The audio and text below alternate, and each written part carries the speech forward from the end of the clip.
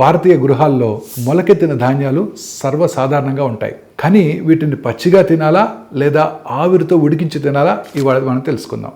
మొలకలు enzymes, fibre, విటమిన్స్తో నిండి ఉంటాయి.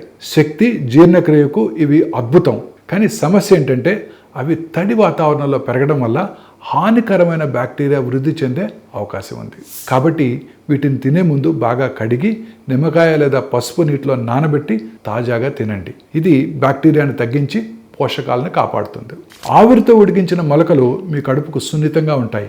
70 డిగ్రీ సెంటీగ్రేడ్ వద్ద ఆవిరితో ఉడికించడం వల్ల చాలా బ్యాక్టీరియా చనిపోతాయి. ఇవి సురక్షితం. కొన్ని విటమిన్స్, ఖనిజాల శోషణ కూడా మెరుగవుతుంది. కానీ క్రంచీ రుచి కొంచెం తగ్గుతుంది. భారతీయ భోజనంలో 2 అద్భుతంగా సరిపోతాయి. సలాడ్స్ మరియు బేల్ కోసం పచ్చి మొలకలు, ఇక మన కూరల్లోనూ కిచిడీలోనూ ఆవిరిలో ఉడికించిన మొలకలు సరైన ఎంపిక. చివరిగా నా సందేశం ఏంటంటే ఆవిరితో ఉడికించడం సురక్షితమైన పద్ధతి. ఇది బ్యాక్టీరియా ప్రమాదాన్ని తగ్గిస్తుంది, పోషకాల శోషణను మెరుగుపరుస్తుంది.